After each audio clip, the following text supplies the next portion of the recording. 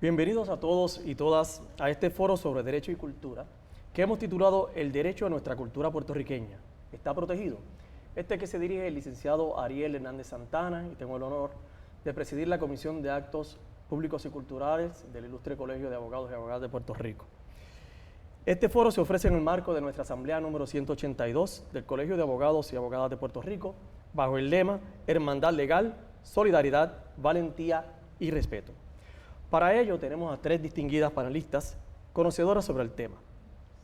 Comenzamos presentando a la doctora María Quintero Rivera. Ella es catedrática de la Universidad de Puerto Rico, recinto de Río Piedras, donde se desempeña como coordinadora de la Maestría en Gestión y Administración Cultural del Programa en Estudios Interdisciplinarios, Facultad de Humanidades. Posee un bachillerato en Música de la Universidad de Puerto Rico, una maestría en Integración de América Latina de la Universidad de Sao Paulo, Brasil, y un doctorado en Historia Social por la misma institución. Sus investigaciones y publicaciones abordan temas como la crítica cultural en el Caribe y el Brasil y los debates en torno a raza y nación, los entrecruces entre arte y política, las políticas culturales y los vínculos entre educación popular y gestión cultural.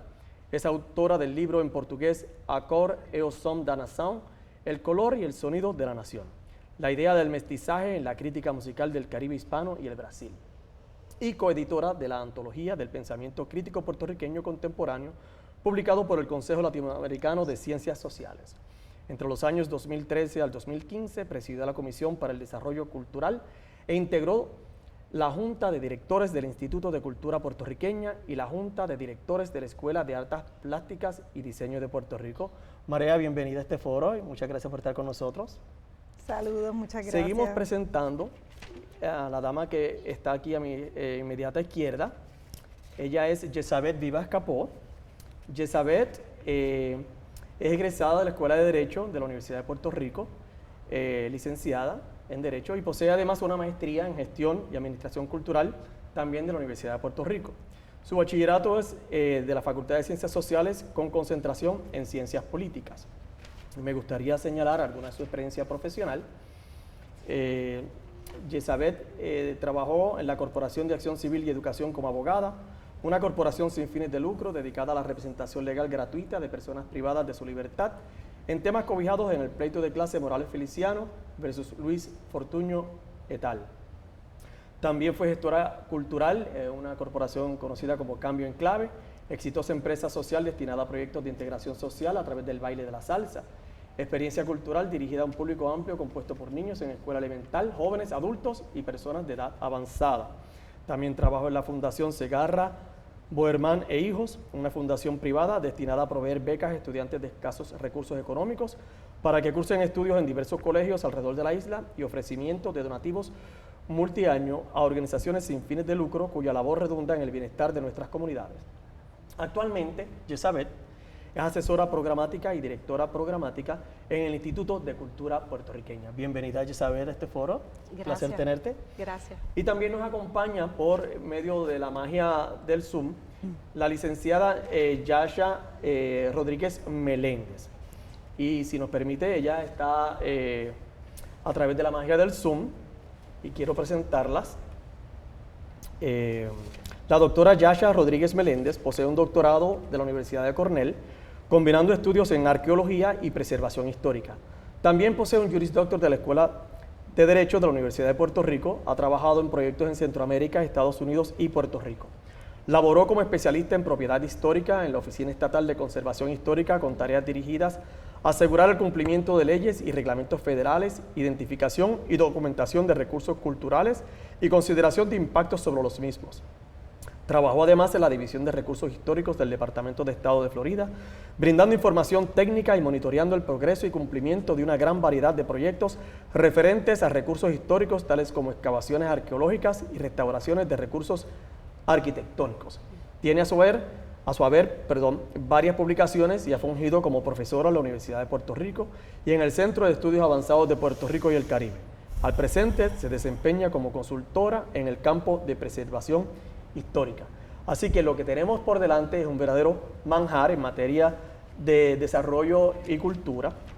Quisiera comenzar este foro haciendo una pregunta inicial y que nos digan en un breve turno, como de 2 o 3 minutos en sus propias palabras, qué fue lo que las trajo al tema y al ámbito de la cultura, en qué se desempeñan actualmente para que las personas que nos están escuchando sepan un poco más de ustedes y que nos den un breve resumen del contenido de sus respectivas charlas. Vamos a empezar con María, por favor. Sí, bueno, muchas gracias Ariel por la invitación a estar en este foro. Estoy muy contenta y me alegra mucho que el Colegio de Abogadas y Abogados de Puerto Rico haya abierto un espacio para la discusión del tema de la cultura, de las políticas culturales, los derechos culturales y de la defensa de la cultura puertorriqueña. Así que muchísimas gracias. Tuve la dicha de haber crecido en un entorno que me permitió estar en contacto directo con las diversas manifestaciones culturales desde la infancia. Tuve educación musical desde muy pequeña, clases de baile, de teatro, así es que realmente soy un testimonio, un testigo de lo que hace esa exposición en el proceso de desarrollo de un individuo. Realmente para mí ha sido importantísimo en toda mi trayectoria haber estado expuesta desde tan temprano a una amplia gama de manifestaciones culturales. Eso me llevó a hacer un bachillerato en música en la Universidad de Puerto Rico. Ya cuando yo hice el bachillerato, ya yo sabía que no me iba a dedicar a la ejecución del instrumento. Yo toco el clarinete, pero quería formalizar ese proceso de educación musical que había comenzado desde muy temprano. En esos años universitarios estuve muy metida también en teatro, y el teatro me permitía combinar varios intereses, no solamente el interés, la vocación artística y creativa que se expresaba en mí a través de la escritura principalmente, pero también las inquietudes políticas, el interés comunitario. Así es que el teatro fue ese espacio, ¿verdad?, que me permitió integrar todo eso. Pasé 9 años de mi vida en la ciudad de São Paulo, en Brasil, y allá tuve contacto con una expresión cultural maravillosa que es la capoeira, que me permitió entender también cómo toda esa historia de resistencia de la población afro-brasileña, afrodescendiente, se expresa en una manifestación cultural a través del movimiento, a través de la música, a través de toda una filosofía, ¿verdad?, que marca esa práctica. A mi regreso, pues tuve la suerte de poder comenzar como profesora en la Universidad de Puerto Rico. Llevo 20 años de profesora, es una dicha enorme. Y los últimos 13 años, pues dedicada principalmente al programa de maestría en gestión y administración cultural. Así es que estoy dedicada a la formación de gestoras, gestores culturales, y es un placer inmenso estar en contacto con gente tan diversa que van encontrando una vocación de servicio a Puerto Rico desde el campo de la cultura. Como parte de ese proceso de formación, pues también me dedico a la investigación de procesos culturales y bueno, y como parte de los trabajos de investigación que en la última década pues han estado dirigidos al campo de las políticas culturales, de la relación entre arte y política, pues como parte de ese proceso uno quiere que la investigación también tenga un fin, ¿verdad?, que pueda ser un insumo para la articulación de políticas culturales. Así es que pues he tratado también de participar en procesos de discusión de temas de políticas culturales para que esa investigación un poco esté también al servicio de la transformación y la defensa, ¿verdad?, del campo cultural. La charla, bueno, me han pedido que comience un poco con una conceptualización de cultura, ¿verdad? Un término que se usa de muchas maneras. Así es que voy a dar esa introducción y luego un poco una trayectoria de cómo se ha ido gestando el concepto de derechos culturales y de políticas culturales en el ámbito internacional, principalmente a través de los organismos internacionales como la UNESCO, ¿verdad? Así es que voy a hacer un recorrido por esas convenciones de la UNESCO y cómo se ha ido modificando, ¿verdad?, el acercamiento a los derechos culturales, a las políticas culturales, Voy a hacer unas pinceladas un poco de algunos elementos que me parecen interesantes de las políticas culturales en América Latina. No voy a tener mucho tiempo para hablar de Puerto Rico, pero siempre Puerto Rico es el referente, ¿verdad? Claro. Así es que eso las colegas creo que pues van a abordarlo más detalladamente. Como no, pues gracias, Mareya. Le voy a formular las mismas preguntas a Yesabeth, cómo se inició en este tema tan interesante que es la cultura, y también pues entonces que nos diga cuál es su función actualmente en el desarrollo y la promoción de la cultura en Puerto Rico, y número 3 pues que nos dé un resumen de la charla para que los que nos están escuchando pues sepan qué nos va a traer. Claro que sí, bueno, me hago eco, ¿verdad?, de las palabras de la doctora Mareya Quintero Rivera, y le agradezco a usted, Ariel, por la invitación y a la comisión, y hago un saludo a todos los colegas en la convención del Colegio de Abogados y Abogadas. Yo comencé un poco, no tuve, digamos, esa exposición desde niña al tema del arte y la cultura, más bien tuve una formación profesional, yo pienso, bastante tradicional. Estudié un bachillerato en ciencias políticas y luego, durante ese bachillerato, fui a estudiar a España, y de hecho en ese momento lo que quería era estudiar Derecho Internacional luego. Pero claro, decía, bueno, en una colonia pues estudiar Derecho Internacional no me hacía tanta lógica, así que dije, voy a solicitar a la Escuela de Derecho y si me aceptan, pues tal vez este es el camino. Y nada, me dieron admisión temprana, así que dije, bueno, pues por ahora me quedo acá. Cuando entré a la Escuela de Derecho me enamoré, realmente tuve un espacio con un profesorado increíble, con una gran aceptación, ¿verdad?, de los distintos intereses del estudiantado, y una posibilidad además de hacer mucho desde la escuela. Creamos distintas organizaciones estudiantiles, muchos eventos, tuvimos la oportunidad de crear también en aquel entonces una entidad que se llamaba ANDA, la Asociación Nacional de Derecho Ambiental. Entonces fue como una apertura de ver un derecho diferente, un derecho desde la abogacía. Luego, ya estando en la Escuela de Derecho, tuve la oportunidad de hacer un intercambio también en la Escuela de Derecho de Sao Paulo, y un poco pues ahí ya estar inmersa en toda la cultura suramericana, no solamente en Brasil, sino también en los países hermanos. Fue un abrir de ojos, ¿verdad? Ya había un poco entender más ese concepto latinoamericano y esa gran importancia de cómo nuestra arte y nuestra cultura tiene tanta injerencia en lo que somos, en cómo nos vemos, en cómo nos entendemos, inclusive en cómo somos estructurados en términos jurídicos, cómo nuestras políticas y nuestro Estado de Derecho totalmente está atravesado por esa experiencia cultural y obviamente histórica. Y entonces, claro, cuando yo llego a Puerto Rico, regreso, ¿verdad?, a la Escuela de Derecho, pues ya un poco tenía, digamos, ese pie ahí, ¿verdad? Ya habían otros intereses corriendo. Siempre me interesó mucho los temas de derechos reales, todo lo que era distintas áreas. Y un poco, estando en la Escuela de Derecho, tenía mucha oportunidad de estar de nuevo en muchas actividades, y en un momento dado es interesante porque, bueno, tengo que decir además que tuve la oportunidad de estar en la Corporación de Acción Civil y Educación trabajando con un grupo de abogados y abogadas increíbles, que fue una gran escuela con un trabajo social y político de envergadura, que luego continuó, y cuando me gradué de la Escuela de Derecho ya me incorporo, ¿verdad?, ya en el área de litigio, comienzo a la par con la maestría en Gestión y Administración Cultural. Y eso viene porque fue muy puntual. Una noche que había una actividad en la escuela, alguien me habla, oye, ¿sabes que tú que vienes de Brasil, acabas de regresar a Puerto Rico? Regresó hace un tiempo la profesora Mareya Quintero y va a comenzar la maestría en Gestión y Administración Cultural. Esto pudiera ser algo interesante para ti. Y yo pues comienzo un poco busco información de quién era Mareya y demás, pero de hecho se suponía que la maestría comenzara justo cuando yo me graduaba, que comenzaba a estudiar para la reválida.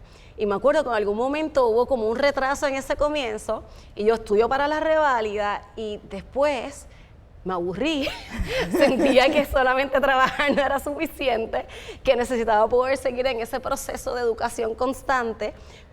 Soy de la primera camada, ¿verdad?, de la primera clase de la maestría en Gestión y Administración Cultural, y fue genuinamente como si se abriera una nueva puerta, ¿no? Yo estaba en un espacio de trabajo legal que me gustaba mucho, con gran compromiso, pero tengo que decir que me sentía saturada. Sentía que inclusive estando en un pleito de clase de derechos civiles y sociales, a veces sentía que uno sigue trabajando, pero no ves un cambio social general en el país, ¿verdad? Tienes la oportunidad de hacerle un gran cambio en la vida a muchas personas, pero trabaja, digamos, con los efectos, no trabaja con los que lo produce. Y la cultura sí te permite eso. O sea, la cultura te permite trabajar con esa zapata. La cultura te permite potencializar las capacidades de las personas que logren imaginar unos nuevos mundos, ¿verdad? Más allá de resolver unas controversias. Así que luego de, no sé, yo creo que luego de como unos 5 años, 6 años por ahí, trabajando directamente como abogada litigante, decidí dejar los tribunales. Y entonces irme enteramente al trabajo de la gestión cultural, ¿no? Y un poco ver esa otra posibilidad genuinamente, que me parece que a la misma vez también se retroalimentan mucho. Quizás no lo vemos que son campos separados, pero genuinamente no, están muy, muy ligados. La cultura nos atraviesa, ¿verdad? Toda la experiencia. ¿Y actualmente a qué te dedicas? Y actualmente trabajo en el Instituto de Cultura Puertorriqueña. Es interesante porque trabajar en gobierno no era en un inicio, ¿verdad?, una de las ideas que tenía. No obstante, tengo el privilegio, genuinamente, trabajar en el ICP es un privilegio. Es la agencia estatal encargada de establecer la política pública cultural desde el Estado, porque la política cultural no solamente viene a través de legislación ¿verdad? o desde el Estado. Y ahí me desempeño como asesora programática en dirección ejecutiva, así que un poco me toca ir viendo que las distintas iniciativas de todos los programas estén alineados con lo que queremos poder adelantar, con la política pública que se está adelantando, con las distintas estrategias, un poco ver también a veces si hay algo que está taponado, por ejemplo, ver cómo también se facilita la colaboración, inclusive interna, ¿verdad? Yo creo que el sector cultural está tiene una gran inclinación hacia la colaboración, pero a veces el instituto trabajaba como si cada programa fuera una entidad aparte, y eso es algo que hemos trabajado muy fuerte en eliminar, así que un poco ese rol va en eso, ¿verdad? Inclusive en la colaboración entre programas, además de obviamente poder tener pues una comunicación constante entre lo que está pasando, pues somos muchos programas a la vez.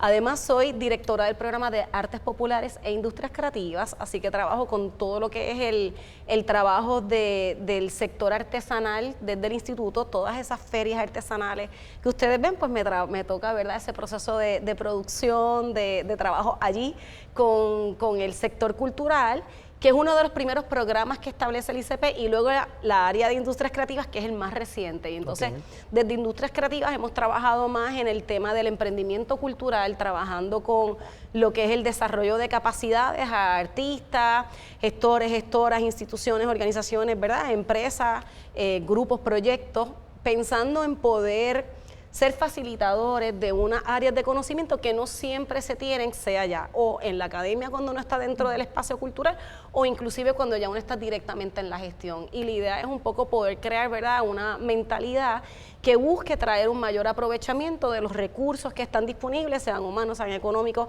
igual que los que son, ¿verdad?, los pares que tenemos, y cómo tener acceso a distintas fuentes de financiamiento, de fondos, pero además cómo ver el mismo trabajo cultural desde una mirada que nos permita tener la calidad de vida, ¿verdad?, que como artistas y como personas que se dedican a la gestión cultural merecemos.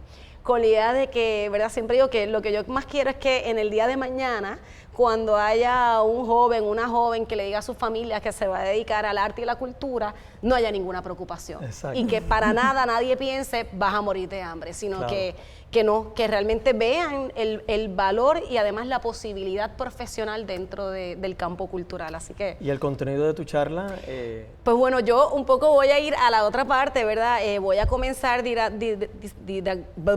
digamos que con una mirada general a lo que ha sido la legislación desde el Estado, primero creando las distintas entidades que trabajan con el arte y la cultura, y luego específicamente voy a ir a, bueno, claro, la ley del Instituto de Cultura Puertorriqueña, la ley para el fomento, ¿verdad?, del trabajo artesanal, la ley de industrias creativas, la ley de música autóctona, y quiero aprovechar y mencionar también la ley del libro, porque a veces es una ley que no es tan conocida y puede ser muy, muy útil para varias personas del público, así que es un poco contrario, ¿verdad?, un poco, digamos, alimentando la presentación de Marella, pues mirando ese aspecto más institucional y legislativo desde Puerto Rico. Muy bien, pues muchas gracias, Jezabeth. Vamos entonces a dar la oportunidad a Yasha Rodríguez, que está con nosotros a través de Zoom. Entiendo que está desde Carolina del Sur. Así que, Yasha, te repito las mismas preguntas. ¿Qué fue lo que te atrajo al sector de la cultura? te pregunto además en qué te estás desempeñando en estos momentos relacionado con la cultura y un breve resumen del contenido de la charla que vas a estar ofreciendo, por favor. Por supuesto, saludos a todos. Bueno, Saludos. como mencionaste con anterioridad, mi trasfondo académico y profesional combina la arqueología, la preservación histórica y el derecho. Yo he colaborado en excavaciones arqueológicas asociadas a distintas épocas y culturas, he ofrecido cursos en varios países, hoy funjo como consultora y especialista en propiedad cultural, en proyectos de restauración y de reparación de edificios históricos y otros asuntos arqueológicos, además de colaborar en juntas y en comités de estudios graduados en distintas universidades. ¿Por qué quizá mi trayectoria me ha llevado a lo que hago hoy en día? A mí la verdad es que la investigación y el arte siempre me atrayeron. Fue así como entré en el campo de la arqueología, que en realidad no era un campo que se estudiaba en Puerto Rico en ese momento, o sea que viajé al extranjero para eso. Luego de ahí simplemente fue un movimiento muy gradual y fácil al campo de la preservación histórica y después para poder tener la otra moneda, ¿verdad? Para poder tener un entendimiento completo de todo lo que determina el valor que se le da a estos recursos y lo que se hace con estos recursos, pues también entonces estudié Derecho. Muy bien. ¿Qué más te puedo decir? Creo que pues, la conservación de los materiales y de los recursos históricos y arqueológicos son indudablemente un ejercicio cultural, puesto que son representación de la cultura o del país que los produjo. O sea que así pues sí trabajo en estas cuestiones culturales. ¿Y te encuentras actualmente en el estado de Carolina del Sur, me habías comentado? Sí, estoy ahora mismo en Carolina del Sur en unos proyectos. Y anteriormente habías estado en el estado de la Florida, según la experiencia profesional. Florida, sí, también, con otros proyectos y trabajando para el Departamento de Estado allá. Y antes de eso estaba trabajando un poco remoto con la Oficina Estatal de Conservación Histórica, pues todavía estaba haciendo la revista Patrimonio. No sé si algunos de ustedes la conozcan, que la co-creé con el director Carlos Rubio en aquel entonces cuando yo trabajaba allá. Y ya habíamos hecho unos cuantos volúmenes antes de que yo, creo que hicimos 7 volúmenes o algo así. La revista continúa, ¿verdad? El equipo de trabajo allí está haciendo una labor magnífica y combina. Y es una revista que cuando la trabajamos él y yo, la visión fue combinar y traer personas que desde distintas apreciaciones y distintos campos, todos abogan y todos ilustran el valor de lo que es patrimonial. Pues, o sea que eso ha sido un proyecto muy lindo en el que pude participar. Ok, y un breve resumen de la charla que nos va a estar Perdóname, ofreciendo. ¿verdad? Me preguntaste. Sí. Hoy les estaría hablando un poquito de los objetos arqueológicos como parte de la cultura, el status quo del marco legal y los reclamos para relocalizar los mismos cuando se discuten en el foro internacional. Eso es lo que me va a dar tiempo para hoy, pero esperamos que en otro momento podamos tocar otros temas relacionados a esto.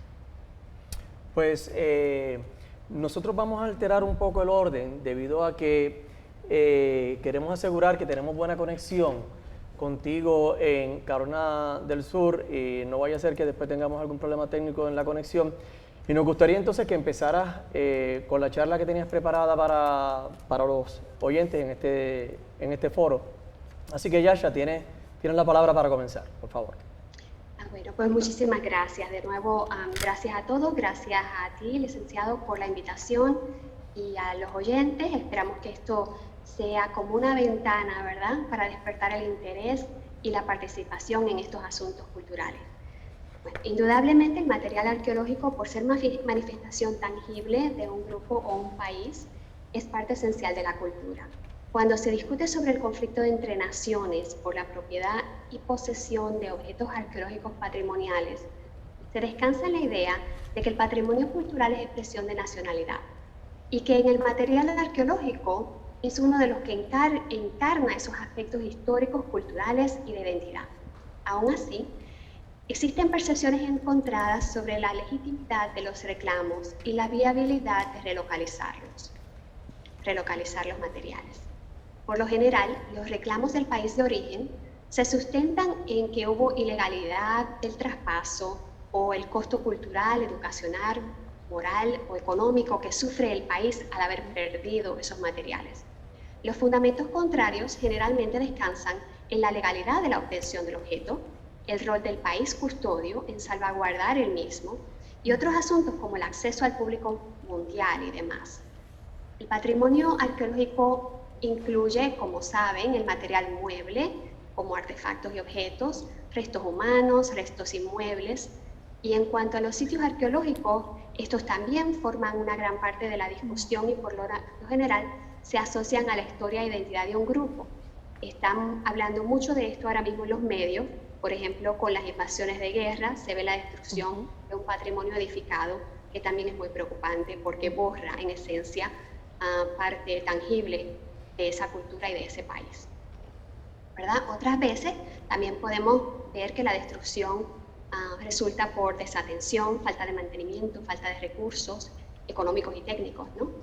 Pero hoy me voy a enfocar en el material arqueológico patrimonial mueble, es decir, esos objetos arqueológicos, y discutiremos un poquito sobre la base legal de los reclamos y veremos algunas de las posiciones que se han tomado sobre si son o no sostenibles estos reclamos cuando se tratan de objetos que se transfirieron bajo un manto de supuesta legalidad y previo a las leyes que podrían hoy en día protegerlos, ¿verdad? El mercado ilícito de piezas arqueológicas genera de 2 a 5 billones de dólares anualmente, una cifra que obviamente no cubre todo lo que sucede, solamente lo que sabemos, ¿no? Por lo general, estas piezas son ilegalmente adquiridas, son exportadas y ofrecidas en venta sin pretensión alguna de legalidad o acompañadas de documentación falsa. Esto lo podemos ver con una búsqueda en el Internet. En cualquier momento usted entra al Internet y puede ver cómo existen objetos arqueológicos en venta al mejor postor, incluyendo algunos puertorriqueños como dujos, aros líticos y vasijas. En el debate legal que gira en torno a robos, saqueos, mercado negro es interesantísimo y figuran una gama de personajes incluyendo saqueadores, compradores, coleccionistas, artistas, abogados, museos, casas de subasta, investigadores, policías. Bueno, se podrían hacer 20 libros y 40 películas, ¿no?, de estos casos.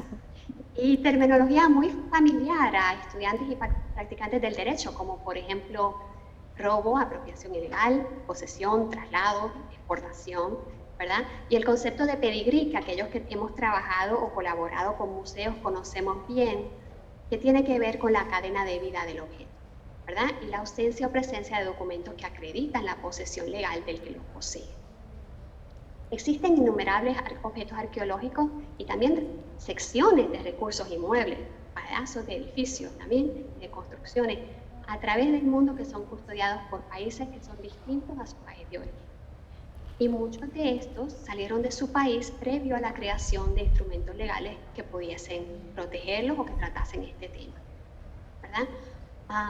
Quiero referirme un momento a la antropóloga Mary Helms, que no sé si la conocerán, pero ella escribió muchísimo sobre la adquisición de bienes de lugares remotos y distintos al propio, diciendo que es una práctica milenaria que incluye un componente de simbología e ideología y que tiñe al adquiriente con prestigio e influencia.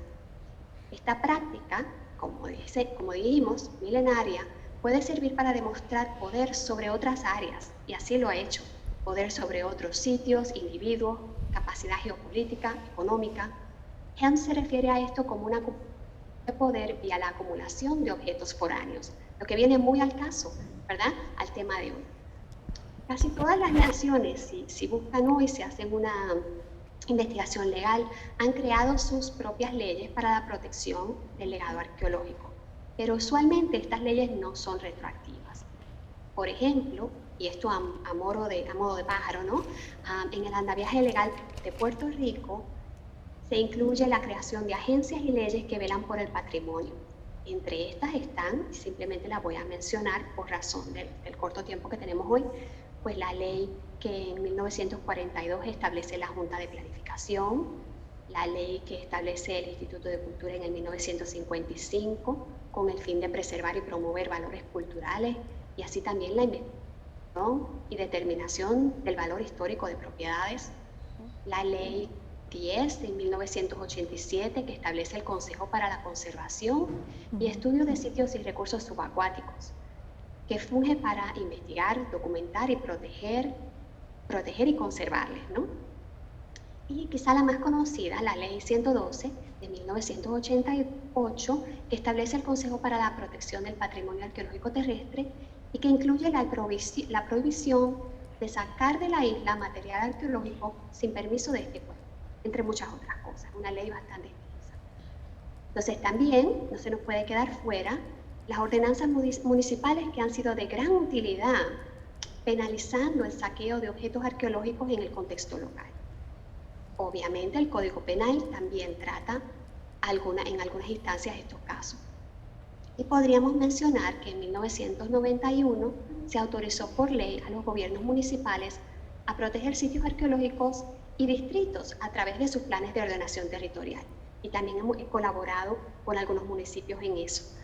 Entonces, sumo a esto las leyes federales, ¿verdad?, que penalizan la excavación ilícita y venta de artefactos, y conceptos como lo que sería el nacionalismo cultural y el internacionalismo cultural que se debaten muchísimo. Por ejemplo, el experto de arte, que es licenciado también, que se llama John Nediman, él expresa que tratar la propiedad como parte de un legado cultural nacional legitimiza su retención nacional y apoya a las demandas de repatriación. Esta base, este nacionalismo cultural o esta idea del nacionalismo cultural sirve de base teórica para los controles estrictos y reclamos para los países de origen, es decir, los países de donde provino el objeto. La opinión contraria es el internacionalismo cultural, que argumenta que la propiedad cultural es producto de una cultura humana común, doblega los reclamos al interés global común y situaría los objetos arqueológicos en lugares donde exista más accesibilidad global. Ya van bien cómo se va formando el debate, ¿no? Todo esto es parte de esta...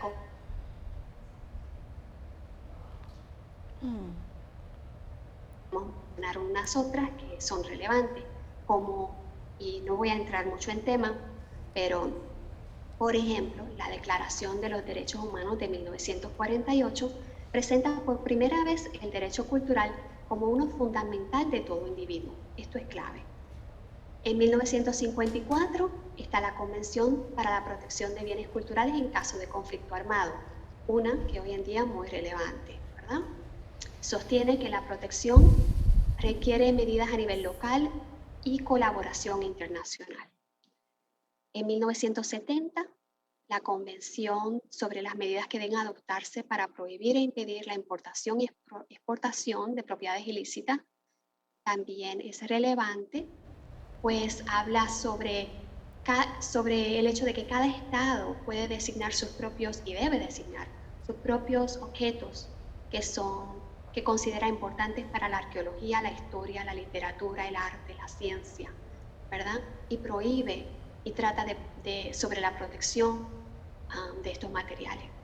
Y también, por último, quizás sí también, solo mencionarlo, la Convención de UNIDROIT de 1995 sobre los bienes culturales robados o exportados ilícitamente se enfoca en la lucha contra el tráfico ilícito de bienes culturales e intenta facilitar la restitución y la devolución de los mismos. Cuando estudiamos estos casos sobre cultura y sobre lo que nos define y lo que es digno de proteger o no, hemos visto una gama de casos en los medios y en los foros legales que tratan sobre el lenguaje, la historia oral, la medicina tradicional, las prácticas ritualísticas, la música, la pesca de especies particulares, todos esos que son cobijados bajo el entendido de lo cultural, ¿verdad? Pero que muchas veces hay ese conflicto. Y también podríamos así tratar el objeto arqueológico patrimonial, siendo este una manifestación tangible cultural. Ciertamente, existe una preocupación mundial por el menoscabo de las manifestaciones culturales, pero muchas veces Las naciones han perdido innumerables objetos a través de su historia. Los reclamos son cada vez más frecuentes y la retroactividad de la ley no ha impedido que se insten solicitudes de devolución o préstamo. Se han visto reclamos, aquellos que seguimos, ¿verdad?, estas noticias y son como unas investigaciones, cada una es una investigación interesante. Se han visto algunos reclamos por parte de países tan variados como Tanzania, reclamándole a Italia, Turquía pidiendo material de Alemania, que se encuentra en Alemania, Ecuador hacia Italia, Grecia a Inglaterra, México a Austria, República Dominicana pidiendo de Italia, Egipto a Inglaterra, Perú solicitando los materiales que están en Estados Unidos y muchos otros. Algunas solicitudes se han presentado por vía diplomática y otras se han presentado en corte, muchas veces acompañadas con campañas mediáticas agresivas que han contribuido a forjar aliados y fomentan presión internacional, ¿verdad?, para que el caso se resuelva. En la realidad del mundo contemporáneo, estos conflictos no pueden ser ignorados, aunque traten de material arqueológico obtenido hace días o hace siglos. Esa es mi opinión personal, ¿verdad? Pero aún así, debemos considerar que el derecho siempre es reaccionario, ¿no?, y va evolucionando según la necesidad llama. O sea, en cuanto a Puerto Rico, podemos decir que hay objetos arqueológicos puertorriqueños en museos, instituciones educativas, colecciones privadas a través del mundo.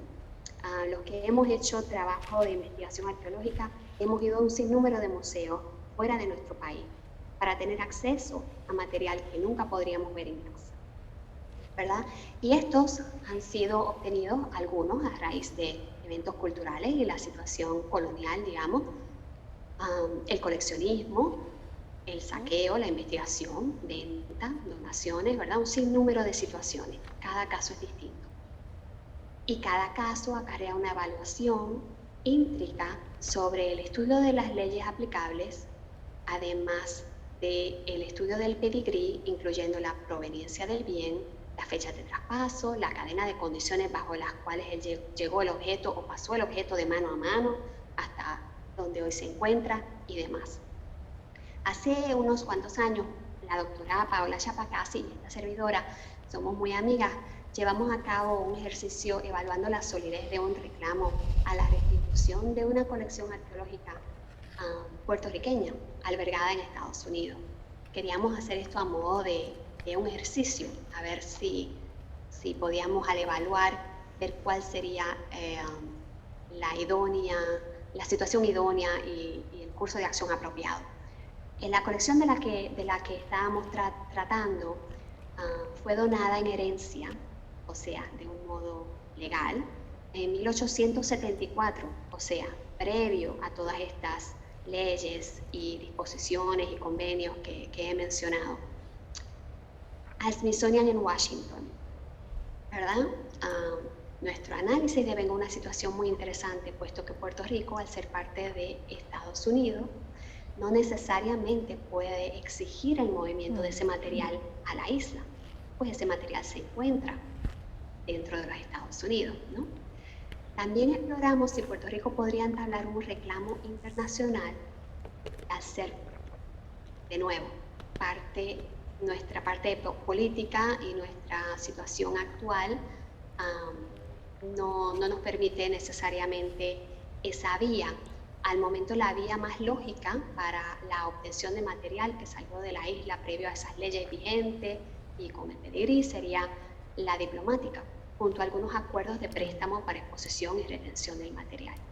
Algo que los arqueólogos puertorriqueños hemos discutido muchas veces es el hecho de cuánto material podemos mantener en condiciones óptimas en nuestra isla, y si tenemos los recursos que no sean unos recursos, ¿verdad?, tan cambiantes cada vez que cambia la situación, digamos, por partido, pues hay más o menos recursos que se le brindan a esta situación, a las investigaciones arqueológicas, la conservación del legado arqueológico y todo esto. Entonces tendríamos que poder demostrar también unas condiciones de curación, curaduría, conservación, seguridad, ¿verdad?, para el material, para empezar a pedir material de vuelta a casa. Cada caso es distinto. pero cada vez son más países los que logran algún tipo de acuerdo. Y de nuevo, hay vías por corte, diplomáticas, acuerdos, préstamos, ¿verdad? Una gran diversidad de formas en las que esto se ha logrado. Si bien el país custodio poseedor cumple una función histórica de curaduría, protección y exposición de algunos de estos objetos, y conjunto a esto abona un beneficio inmedible, ¿verdad? Educativo, científico y social. Muchos de nosotros hemos ido a distintos países y lo primero que hacemos es parar en un museo para ver material de todos sitios del mundo, ¿no? También es cierto que muchas de las adquisiciones de estos objetos patrimoniales y la permanencia de estos en los países custodios perpetúan inequidad. El país de origen estuvo y permanece a la merced del que le despojó de parte tangible de su cultura. El país de origen no puede seguirse quedando sin algún grado de acceso y beneficio, sobre todo cuando el foro internacional ya ha reconocido derechos que contravienen tal situación, y también considerando que la tecnología ha cambiado y avanzado a grandes pasos. Ya hoy en día se pueden hacer documentación tridimensional de cada pieza, estudios, préstamos, los museos envían piezas a través del mundo y todo lo demás, ¿verdad? Esto es una serie de tecnología maravillosa para estudios y hasta para la creación de réplicas de muchas de las piezas.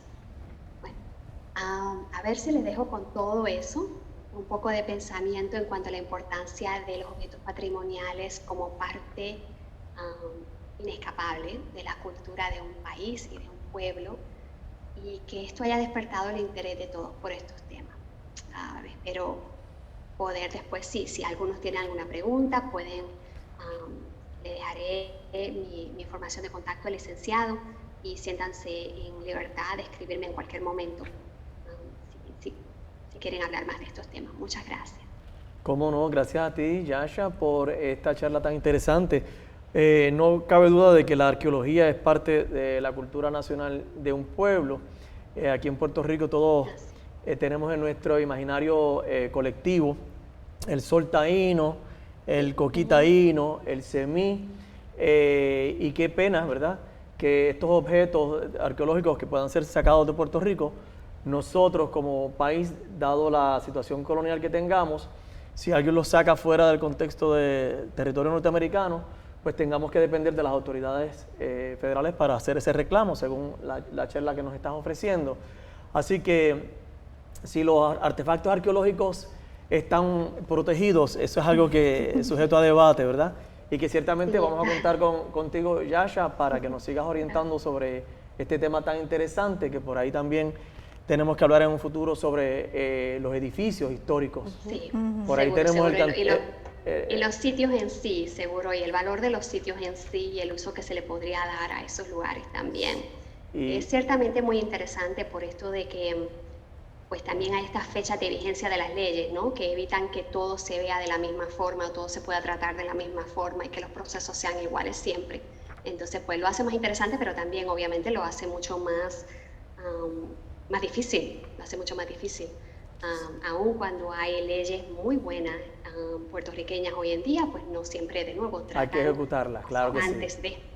Cómo no, Yasha, sí. Pues muchas gracias. Gracias mil. Cómo no, un placer tenerte en este foro. Vamos a continuar entonces ahora con la doctora Marella Quintero para que nos exponga su charla y nos dé su marco teórico sobre la cultura y sus diferentes manifestaciones. Gracias, ha sido interesantísimo escuchar la presentación de Yasha sobre el tema arqueológico. Estoy aquí poniendo mi cronómetro para no pasarme del tiempo. Y bueno, como la cultura es una palabra que tiene tantas acepciones, antes de entrar en materia, ¿verdad?, vale la pena un poco dialogar sobre qué entendemos por cultura, y esto nos va a ayudar también a precisar otros términos como derechos culturales, políticas culturales, patrimonio cultural, identidad cultural o identidades culturales y cultura puertorriqueña, ¿verdad?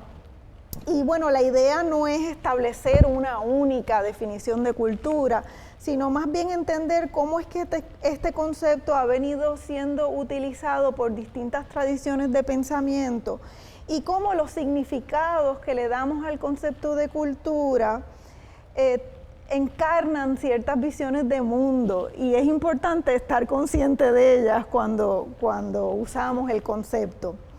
Etimológicamente la palabra cultura proviene del latín coler, que tiene varios significados, entre los que se encuentran el cultivar la tierra, en el sentido de la cultura como cultivo, ¿verdad? Pero también el habitar y el adorar, de lo que eventualmente llega a la palabra de culto, ¿verdad? Culto religioso. Es decir, esta raíz lingüística resulta bien interesante porque vincula la noción de cultura a la compleja trama con que los seres humanos hemos entablado relaciones con la naturaleza y también con lo divino. Es decir, que esta etimología ya nos alude tanto a aspectos materiales como simbólicos. Partiendo de esta noción de cultivo y por extensión el cultivo del ser humano, hay toda una tradición humanística, ¿verdad?, que ha manejado un concepto de cultura que alude a aquellas manifestaciones que se entienden más depuradas de la creación del genio humano, ¿verdad? Desde esta óptica se entiende que alguien culto es alguien que tiene vasto conocimiento, que ha desarrollado un juicio estético refinado, ¿verdad? Y esta es una visión de cultura que se asienta en las jerarquías estéticas que se desarrollaron en Occidente y que dieron origen a las categorías de arte culto y arte popular, ¿verdad? Categorías que han sido cuestionadas y problematizadas por más de medio siglo, pero que todavía siguen permeando el debate contemporáneo y muchas veces las políticas culturales, tanto en Puerto Rico como internacionalmente, están marcadas por esa visión elitista, eurocentrista, ¿verdad?, de cultura. Una segunda noción de cultura proviene de la antropología y parte de la oposición naturaleza y cultura. Desde esta perspectiva, la cultura sería toda la creación de los seres humanos en cualquier lugar y en cualquier tiempo, ¿verdad? Comenzó a hablarse así de culturas en plural, ¿verdad? Y a validar la diversidad cultural. Este acercamiento fue importante, pues cuestionaba ese eurocentrismo y las jerarquías de la noción anterior, pero por un lado resultaba demasiado abarcador. De repente todo lo humano es cultura, pues pierde eficiencia, eficacia, ¿verdad?, el concepto. Y por otra parte, esa noción permeaba una noción de culturas como islas separadas, y que no invisibilizaba el cambio constante y las interacciones culturales constantes que se han venido dando en la experiencia humana. Así es que un poco partiendo de esa noción antropológica de cultura, ya más bien la sociología empieza a tratar de definir cuáles son los elementos dentro de la sociedad, dentro de las estructuras sociales y las prácticas sociales que se distinguen como culturales, ¿verdad? Y lo que la sociología empieza a observar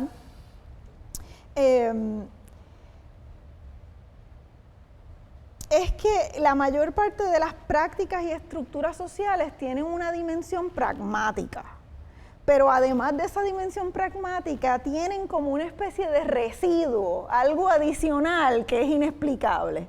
Es decir, comemos porque tenemos hambre, ¿verdad?, para satisfacer una necesidad biológica. Vestimos y construimos casas para cuidarnos del medio ambiente, ¿verdad?, de las condiciones climáticas. Pero lo hacemos de cierta manera, ¿verdad? Y esa cierta manera puede estar vinculada a elementos materiales, por ejemplo, qué alimentos están disponibles, ¿verdad?, o a condiciones climáticas, pero hay aspectos que resultan inexplicables y que sin embargo para los individuos y las comunidades tienen una gran relevancia, esas maneras específicas, ¿verdad? Así es que podríamos llegar a la conclusión de que es la construcción de significados, de sentidos de pertenencia, lo que caracteriza la cultura o lo cultural. Es decir, podríamos pensar la cultura como el proceso de construcción de significados en la vida social. Estos significados los construimos en los modos en que comemos o nos vestimos, pero también en los diversos medios de expresión simbólica o lo que llamamos las artes, ¿verdad? Aunque la cultura no se limita a las artes, y cuando hablo de artes aquí me estoy refiriendo no en un sentido elitista como las bellas artes, sino todas las formas de expresión simbólica. Cabe destacar que estas tienen un lugar protagónico en la construcción de significados y de visiones de mundo, justamente por carecer de un sentido utilitario evidente. ¿Para qué sirve la música? ¿Para qué sirve la poesía? ¿Verdad? Carecen de ese sentido utilitario evidente, por eso mismo es que son tan poderosas como ámbito de producción de imaginarios. En ese sentido vemos las artes y la producción cultural no meramente como un testimonio de la realidad. Muchas veces se habla, las artes son el reflejo de la sociedad. Está bien, sí, son un testimonio de la experiencia social, pero también participan de la construcción de la sociedad, en la medida en que construyen imaginario. Este poder simbólico históricamente ha sido utilizado muy efectivamente, ya sea para sustentar poderes hegemónicos, como para cuestionarlos y subvertirlos. Quería hacer una referencia a los trabajos del neurocientífico portugués António Damasio, que en sus investigaciones sobre el rol de las emociones en la evolución humana se ha fijado en cuál es la importancia y cómo se da en la evolución humana el surgimiento de las expresiones creativas, es decir, el surgimiento de las artes. Él plantea que el nacimiento de los lenguajes expresivos como la música, la danza, las artes visuales, contribuyó en el proceso evolutivo a la gestión de los afectos y al comportamiento social. Para Damasio, las artes han servido para acompañar y compensar las emociones, es decir, tenemos tristeza y cantamos juntos porque eso nos hace aliviar el dolor, para generar apego, para articular modos de cooperación, para construir significados sobre la realidad y también porque son la base de la memoria colectiva. Es decir, esa memoria contenida justamente en la producción cultural o lo que hoy concebimos como el patrimonio. Es decir, los primeros acervos de nuestra memoria cultural están en el surgimiento, ¿verdad?, de esos lenguajes expresivos, esas primeras pinturas, esos cantos que se repetían, ¿verdad?, como el areito de nuestras poblaciones indígenas. En conclusión, cuando hablamos de cultura nos referimos a una dimensión que es transversal, es decir, que se vincula a todos los ámbitos de la experiencia humana, pero que tiene que ver con la construcción de sentidos compartidos y con la regulación de las relaciones humanas. Dentro de ese amplio universo, las prácticas simbólicas condensan de manera especial ese proceso de significación, de creación de visiones de mundo y por ende tienen una importancia fundamental en la vida social. Quiero pasar ahora un poco a hablar de cómo ha surgido en el debate internacional el concepto de derechos culturales y de políticas culturales, ¿verdad? Así es que vamos a hacer una trayectoria. Si bien es cierto que las sociedades han ido forjando distintos modos de institucionalizar y regular la producción simbólica y podemos ver, ¿verdad?, en la antigüedad formas ya institucionalizadas de lo que hoy serían nuestras instituciones culturales. Sin embargo, estos conceptos de políticas culturales y de derechos culturales empiezan a tomar cuerpo en los debates internacionales que se dan después de la Segunda Guerra Mundial, justamente con el surgimiento de las Naciones Unidas y con toda la conceptualización de lo que son los derechos humanos. Ya como mencionó Yasha, justamente la Declaración Universal de Derechos Humanos de 1948 consigna, ¿verdad?, que toda persona tiene derecho a tomar parte libremente en la vida cultural de la comunidad, a gozar de las artes y a participar en el progreso científico y en los beneficios que de él resulten. Así es que junto con la ONU se va a crear la UNESCO, ¿verdad? Como esa instancia dedicada a la educación y la cultura que va a ir produciendo toda una serie de convenciones internacionales que van a ir sentando la base de lo que se entiende por derechos culturales y políticas culturales. En el 1952, la primera de estas convenciones es la Convención Universal sobre Derechos de Autor. Es importante porque introdujo la idea de que la cultura, a través de obras literarias, científicas y artísticas, es portadora de valores universales y requiere una protección común. Fíjense que está muy orientada hacia la producción simbólica, todavía no es una visión de cultura tan amplia, ¿verdad? Y está enfocada también en los derechos del individuo creador, ¿verdad? De cómo proteger esos derechos del individuo. Tenemos en el 1954 la Convención para la Protección de Bienes Culturales en caso de conflicto armado, obviamente marcado por la experiencia de lo que había sido la guerra. Es importante porque es la primera vez que se habla del concepto de bien cultural, ¿verdad? Bienes culturales. Y como nota al calce, Estados Unidos no la ratificó hasta el 2009, ¿verdad? La convención relativa a la lucha contra las discriminaciones en la esfera de la enseñanza de 1960 es interesante porque aquí ya estamos dentro de un concepto de cultura más amplio que no tiene que ver con bienes culturales, sino estamos hablando de las relaciones humanas y cómo la cultura puede ser discriminatoria, ¿verdad?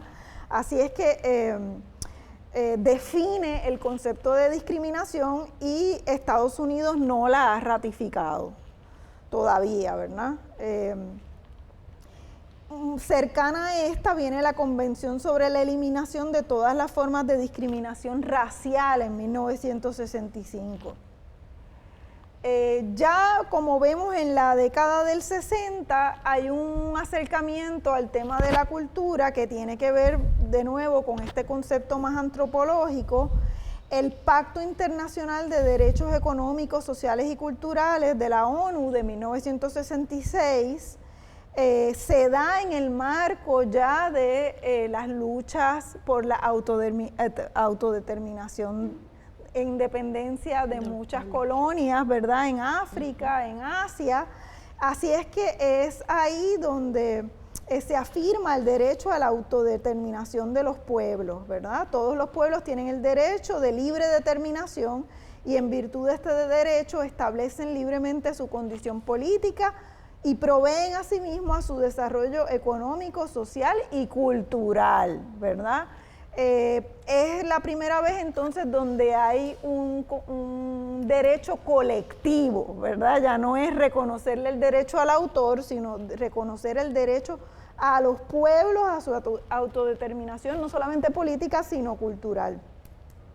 El año siguiente, 1966, tenemos la Declaración de los Principios de la Cooperación Cultural Internacional. Recuerden que entre 1960 y el 65 se habían incorporado a la UNESCO 37 nuevos estados.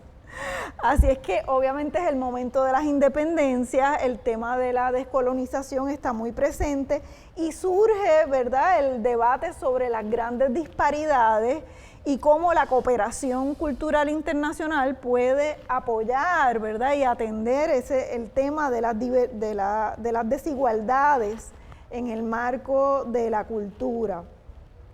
1972, la Convención sobre la Protección del Patrimonio Mundial Cultural y Natural, me parece que Yasha hizo referencia a esta, que es fundamental porque es donde se define el concepto de patrimonio, ¿verdad? Estamos en los años 70, ya no estamos hablando solamente de bien cultural, sino que hay una definición más específica que es patrimonio. 1979, Convención sobre la Eliminación de todas las formas de discriminación contra la mujer. Habíamos visto convenciones sobre la discriminación racial y ahora el tema de la mujer no ha sido ratificada por los Estados Unidos. Aquí vamos a dar un salto del 79 al 2001, ¿verdad? Donde empieza a haber todo un nuevo debate que tiene que ver con el tema de la protección de la diversidad cultural, y esto es un debate que se enmarca en los procesos de globalización, en los acuerdos de libre comercio y los planteamientos de que los bienes culturales no podían ser tratados como cualquier bien en esos acuerdos. Países como Canadá y Francia planteaban el tema de la excepción cultural, ¿verdad?, en estos acuerdos, y eso va a derivar en el debate internacional en la Declaración sobre la Diversidad Cultural y en el 2003 la Convención para la Salvaguardia del Patrimonio Cultural Inmaterial. Aquí tenemos, ¿verdad?, una evolución del concepto de patrimonio. El concepto de patrimonio ya no es solamente el patrimonio material, ¿verdad?, inmueble o mueble, sino que los saberes, las prácticas orales, las tradiciones son consideradas un patrimonio cultural inmaterial que merece, ¿verdad?, la atención y la salvaguarda. Una pregunta, perdona que te interrumpa, adelante. María, cuando hablas de patrimonio inmaterial, ¿estás hablando como que un derecho intangible? Sí, se usa la palabra, el concepto de intangible también, material, inmaterial o intangible. Okay. Se usan ambos y sí, tiene que ver con todo el ámbito de las tradiciones populares, de las sabidurías, ¿verdad? Los bailes, por ejemplo, caerían Claro, dentro de ese claro. contexto. Conocimientos de generación en generación, toda esa área que se va transmitiendo de ese modo, también oral. Okay. La Convención sobre la Protección y Promoción de la Diversidad, ¿verdad? Habíamos tenido una declaración y luego ya eso escala a una convención donde ya hay un compromiso, ¿verdad?, de los estados firmantes de establecer políticas para la protección y la promoción de la diversidad en el discurso cultural internacional. Tampoco ha sido ratificada por los Estados Unidos.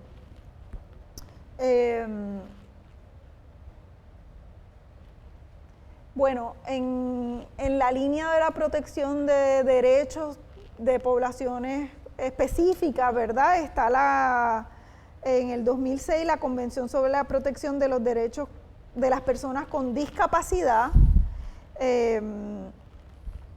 y eso incluye obviamente el derecho a participar de la vida cultural de las personas con discapacidad. La Declaración de las Naciones Unidas sobre los Derechos de los Pueblos Indígenas en el 2007, y entonces ahí en ese mismo año se da la Declaración de Friburgo sobre los Derechos Culturales, que es una reelaboración de un documento que había sido ya elaborado a fines de los años 90, pero que va a profundizar en el concepto de los derechos culturales. Concibe los derechos culturales como esenciales para la dignidad humana y abarca aspectos como identidad y patrimonio cultural, acceso y participación, educación y formación, información y comunicación, cooperación cultural, principios de gobernanza democrática, inserción en la economía, responsabilidades de los actores públicos y de los organismos internacionales. Quería detenerme sobre las definiciones que contiene esa Declaración de Friburgo, porque comienza con unas definiciones de cultura, de identidad cultural y de comunidad cultural. Y la definición que dan de cultura es la de que abarca los valores, las creencias, las convicciones, los idiomas, los saberes y las artes, las tradiciones y los modos de vida por medio de las cuales una persona o grupo expresa su humanidad y los significados que da a su existencia y desarrollo. De nuevo, el tema de cómo la cultura nos permite identificarnos y significarnos, ¿verdad? Y es un proceso continuo y constante. La identidad cultural entendida como el conjunto de referencias culturales por el cual una persona individual o colectivamente se define, se constituye, se comunica y entiende ser reconocida en su dignidad. Y comunidad cultural, grupo de personas que comparten las referencias constitutivas de una identidad cultural común que desean preservar y desarrollar. Bueno, muy cerca de esa fecha, en el 2009, se da un proceso bien interesante, que es que se nombra, el Consejo de Derechos Humanos de la ONU nombra por primera vez una relatora especial sobre los derechos culturales. Así es que ya cumplió 10 años, esa relatoría, ¿verdad? La han ocupado, me parece que 2 o 3 personas, y han hecho una serie de informes, al menos creo que hay 2 informes ya publicados, ¿verdad? Donde se van detallando violaciones a los derechos culturales, ¿verdad? Que se dan a nivel internacional, y también se reconocen elementos positivos que algunos estados, ¿verdad?, van incorporando en su legislación en términos de el reconocimiento y la protección, ¿verdad?, de esos derechos culturales. Luego tenemos dos convenciones adicionales que se dan en el 2010 y en el 2012, que están enfocadas en el tema de la cultura y el desarrollo. El tema de cultura y desarrollo económico también pues va de la mano, ¿verdad?, con el tema de los derechos culturales. Bueno, brevemente, ¿verdad? Este marco internacional ha ido consolidando el concepto y las acciones políticas en torno al campo de la cultura en distintos estados nacionales. Así es que, por un lado, se han dado una serie de conferencias internacionales, que se han dado 3. La primera fue en 1970, Conferencia Intergubernamental sobre los aspectos institucionales, administrativos y financieros de las políticas culturales, la Conferencia de Venecia. Eso no lo conocía. Es la que realmente pone en la agenda del debate la necesidad de que los estados desarrollen políticas culturales articuladas.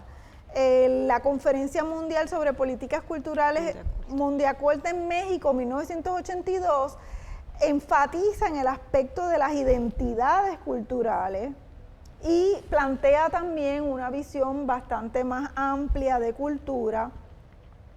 Y luego la Conferencia Intergubernamental sobre Políticas Culturales para el Desarrollo, que se dio en Estocolmo en 1998, que fue la culminación del llamado Decenio Mundial de la Cultura, ¿verdad?, que fue del 88 al 98, que fue un momento de mucha discusión en torno a la relación entre cultura y desarrollo, que es una relación que ha ido evolucionando. La visión desarrollista de los años 50 era que la cultura era un obstáculo para el desarrollo, que había que superar, ¿verdad?, muchos elementos culturales para poder imponer un progreso, y eso pues fue evolucionando, ¿verdad?, y en el Decenio Mundial de la Cultura más bien se planteaba la importancia de la cultura como parte de un proyecto de desarrollo. Este año se va a llevar a cabo la 4ª de esas reuniones, tan pronto como del 28 al 30 de septiembre en la Ciudad de México, así es que los que tengan interés en estos temas hagan sus reservas ahora mismo, porque estas conferencias, ¿verdad?, tardan mucho tiempo en repetirse. ¿Cómo vamos de tiempo? Porque ya estamos sobre la hora. Brevemente voy a puntualizar algunos elementos que me parecen interesantes de la evolución de las políticas culturales en el ámbito latinoamericano. Disculpen que la computadora como que cambió un poquito el layout y algunas palabras se cortaron. Pero bueno, algo muy importante, transformaciones en el marco jurídico normativo basadas en el reconocimiento de la diversidad, la interculturalidad y la plurinacionalidad. Ahí tienen una imagen de indígenas amazónicos participando de la Asamblea Constituyente en Brasil. Y esto ha sido un proceso que se ha dado en Colombia, en Bolivia, en Ecuador, ahora se está dando de manera súper interesante en Chile, ¿verdad? Es como los estados nacionales van repensándose en términos culturales, reconociendo que son plurinacionales, ¿verdad? Y cómo eso se materializa, ¿verdad? Entonces, en el ordenamiento jurídico y en las políticas culturales, pues bueno, eso es un campo... y en las constituciones. En las constituciones, claro que sí, claro que sí. De hecho, he estado siguiendo el proceso chileno y tienen una comisión de cultura que ya tiene aprobados varios artículos, ¿verdad? Donde se aparecen elementos novedosos ¿verdad? Que no se veían en las constituciones antiguamente, incluso el tema que mencionó Yasha de la repatriación del patrimonio cultural, el derecho de los pueblos indígenas a reclamar, ¿verdad? Su patrimonio. La transformación de los soportes institucionales y el afianzamiento del papel del Estado. Bueno, creo que en los años, las últimas 2 décadas han sido muy importantes en términos de repensar la institucionalidad cultural en América Latina. Se han creado ministerios, ¿verdad? Instancias gubernamentales que estaban subeditadas, por ejemplo, muchas veces al Ministerio de Educación, tenían Educación y Cultura, ¿verdad? Ahora han ganado un mayor protagonismo. Ese fue el caso del Ministerio de Cultura en Brasil y sobre todo bajo la incumbencia del presidente Lula y la presidenta Dilma Rousseff. En todo ese periodo se dio un proceso de consolidación de una institucionalidad cultural muy comprometida con el desarrollo cultural, ¿verdad? Que también en términos de recursos económicos y muy participativa, ¿verdad? Esto fue un proceso de años, ¿verdad? De cómo la comunidad cultural entra, tanto así que las fronteras entre lo que era el Estado y la sociedad civil empiezan a confundirse, ¿verdad? Porque la participación fue muy grande y justamente esto es otro elemento que vemos, el énfasis en la participación ciudadana. Es decir, la política cultural no es aquella que se escribe en una oficina con un grupo pequeño de expertos. No, es un proceso participativo y tiene que serlo porque las políticas culturales son ese espacio para discutir el tipo de sociedad que queremos, ¿verdad? Y se han dado en el caso de Colombia, en el caso de Chile, procesos largos de participación ciudadana que han culminado en nuevas leyes de cultura, en rearreglos institucionales, ¿verdad? Protagonismo de la gestión municipal, porque todo el discurso internacional de las políticas culturales estaba muy centrado en los estados nacionales. Pero la cultura es territorial, tiene que ver con lo local, ¿verdad? Así es que la gestión municipal cobra una importancia fundamental. También la gestión comunitaria. Valoración de la oralidad y de prácticas y saberes ancestrales. Esto es un programa que se desarrolló en Brasil, el Ação Griot Nacional, que tenía que ver con el reconocimiento de nuevo, ¿verdad? De esos patrimonios inmateriales, de esas sabidurías orales, patrimonialización de los centros históricos, ¿verdad? Que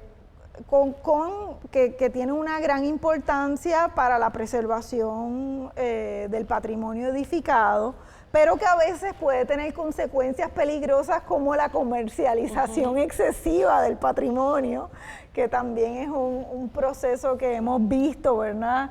Es decir, siempre hay esa tensión entre comercialización, ¿verdad? Y otros usos del patrimonio. Bueno, creo que lo voy a dejar por ahí y luego, si hay espacio, pues hablamos un poquito más del caso de Puerto Rico.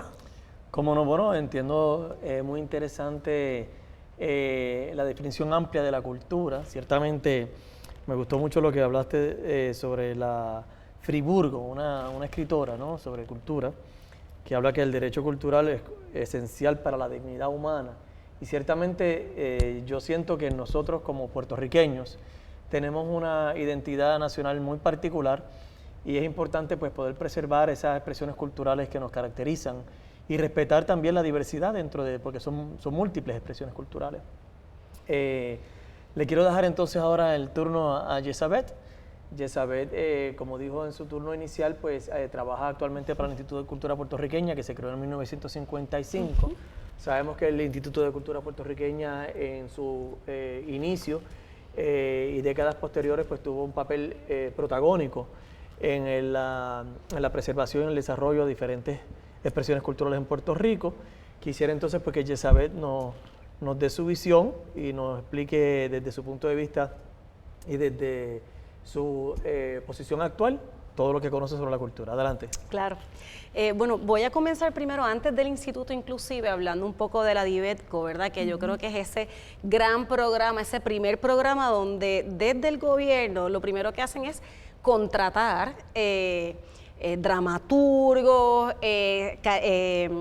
grabadores, o sea, ahí estuvieron los Amílcar Tirado, que ahora estamos en su centenario, Rafael Tufiño, Lorenzo Mar, bueno, la verdad, compositores, claro, coge todo, digamos, como esas grandes mentes que están en Puerto Rico pensando sobre todo en una cultura puertorriqueña de cara, tenemos que pensar que esto es en el 49, en un momento donde hay un cambio de soberanía, ¿verdad?, que viene desde cuando comienza toda la invasión estadounidense, donde hay unas prohibiciones a unas prácticas que se entienden que son muy subversivas, donde hay todo un proceso político mirando que lo que busca es en cierta medida eliminar cualquier idea de lo que es lo puertorriqueño y que inclusive no se pensaba que existía tal cosa como la cultura puertorriqueña, ¿verdad? Algo que hoy en día damos por sentado, en ese momento no estaba. Así que claro, cuando comienza la DIVETCO desde un área que va a un tema en el 49, 1949. Cuando hablas de la DIVETCO, ¿podrías definir para los que nos están escuchando? La División de Educación para la Comunidad, ¿verdad? Es un programa que comienza el gobierno de Puerto Rico, en ese momento el recién, ¿verdad?, Estado Libre Asociado, todavía no tenemos la constitución como tal de Lela, y es primero una idea de ir educando a toda la población en unos medios más visuales. Ahí es que, ¿verdad?, viene lo que hoy en día tenemos como una de nuestras grandes manifestaciones del cartel, que fue tan importante. Hay un tema de analfabetismo, hay un tema de prácticas políticas, hay un tema del proletariado, de las mujeres insertándose en el mundo laboral, de la higiene, de la publicidad. Juan Cinceso sigue siendo una de, ¿verdad?, de mis videos favoritos que pueden ser tan pertinentes hoy en día. Así que ya vemos desde el 49 ese primer gran programa donde comienza a utilizarse el arte, la cultura, o sea, tanto en la música, la gráfica, el cine, ¿verdad?, en distintas manifestaciones, para un proyecto de establecer unas políticas públicas, ¿verdad?, desde el Estado. Luego de eso tenemos que pensar, ¿verdad?, que bajo el gobierno de Luis Muñoz Marín, que comienza en el 55, en junio del 55 es que se establece el Instituto de Cultura Puertorriqueña. Correcto. Y yo les invito, ¿verdad?, a que puedan leer todo eso en el momento en el que en la legislatura se está viendo la creación del ICP, cuáles son las posturas de distintas áreas. Primero tenemos que pensar que de hecho se le quería llamar Instituto de Cultura, Instituto Puertorriqueño de la Cultura, porque había una gran idea de que no existía tal cosa como la cultura puertorriqueña, que lo que se tenía era que crear una institución que estudiara las culturas del mundo, ¿verdad?, para un poco, digamos, que culturalizar a Puerto Rico. E inclusive desde la Universidad de Puerto Rico, ¿verdad?, que ya estaba desde 1903, había una postura muy occidentalista, muy europeizada, así que en ese momento, digamos que a nivel de lo que hay en la palestra pública, tienen una visión hacia lo que es Estados Unidos, con unas ideas de progreso y economía, industrialización, o hacia Europa, como esa idea, como bien decía María, ¿verdad?, de lo culto, de la ese música arte clásica versus la música popular. Bueno, y ahí muy interesante, luego del Instituto de Cultura Puertorriqueña, lo próximo que viene desde el Estado es el Festival Casals, ¿verdad? Entonces ahí viene Pablo Casals, catalán, comienza en Puerto Rico y eso se da en el 56. De hecho, no es hasta el 85 luego que se crea la Corporación de Artes Musicales, que es también bajo hoy en día donde está tanto el Festival Casals como la Orquesta Sinfónica de Puerto Rico. Pero un dato importante es que, aunque se establece en el 55 el Instituto de Cultura Puertorriqueña como la agencia desde el Estado encargada de establecer la política pública cultural, ¿verdad?, para promover, conservar, enriquecer y divulgar los valores culturales puertorriqueños, cuando al año siguiente se crea el Festival Casals, se le da una otorgación económica mayor que al mismo Instituto de Cultura Puertorriqueña. Y se ubica en fomento económico. Y se ubica en fomento económico, ¿verdad? Que ahí estos son unas lecturas muy importantes para ver que aunque hay una agencia del Estado para trabajar con la cultura, igual sigue habiendo este otro ente con una idea de nuevo europeizada, una idea de cultura culta, por así decirlo, ¿verdad? Que entonces está dentro de Fomento Económico, que es la agencia encargada de desarrollar económicamente el país, de desarrollar, ¿verdad?, todo lo que son las industrias. Y de atraer a los Y inversionistas. claro, y bueno, cuando uno ve esas primeras presentaciones, ¿verdad?, ves eso, ves una invitación, ¿verdad?, esa inversión en extranjera, que sigue pasando hoy en día. Así que, ¿verdad?, no hay tantas cosas nuevas bajo el sol en ese sentido.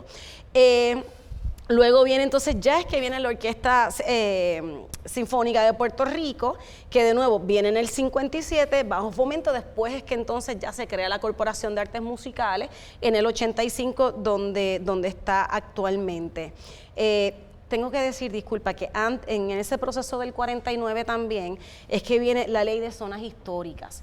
Y esto es algo muy importante, yo no voy a entrar en esa área, eso es un área de un peritaje, tanto arqueología como lo que es el patrimonio edificado, son áreas muy específicas que yo no domino, ¿verdad? Pero justamente gracias a la labor que se da desde el Instituto de Cultura Puertorriqueña, liderado por el doctor Ricardo Alegría Gallardo, es que hoy en día tenemos lo que es el Viejo San Juan. Sí. Y justamente por legislaciones como esta de las zonas históricas, porque lo que se quería hacer que está en peligro ahora también con todas las ventas de esos edificios, pienso yo.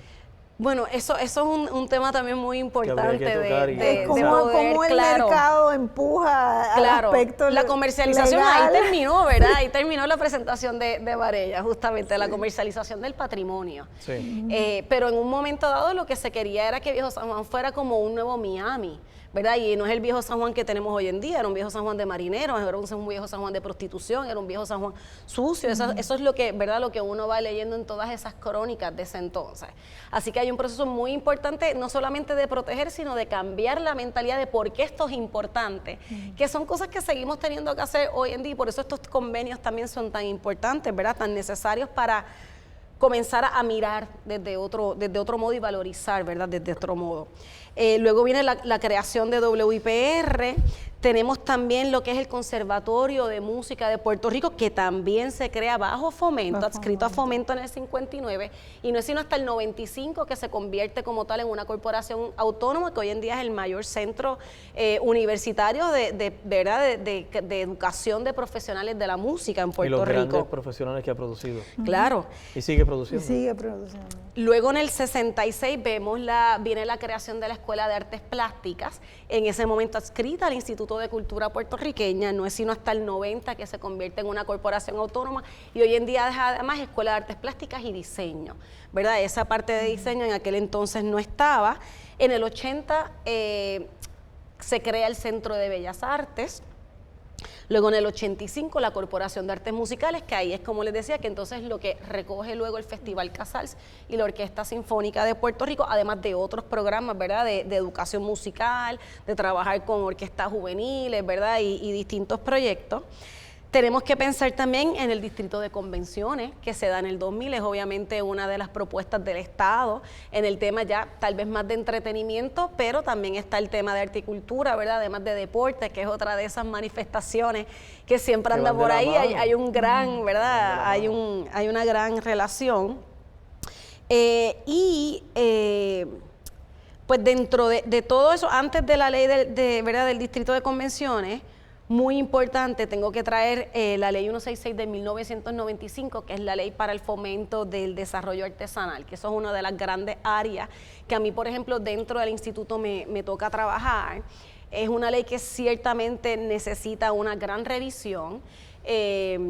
Mira la artesanía, y ahí era interesante ahorita cuando María mencionaba, por ejemplo, entre los fines estéticos y utilitarios, porque al final ese gran aspecto, digamos, que distingue a la artesanía de otras manifestaciones dentro de las artes plásticas es justamente la conjunción entre lo estético y lo utilitario, ocurriendo que también a veces hablamos de artes populares como esas otras manifestaciones, ¿verdad?, tangibles, objetos, que tienen mayor, digamos, relevancia a la parte estética más que a la utilitaria, y ahí podemos pensar en la talla.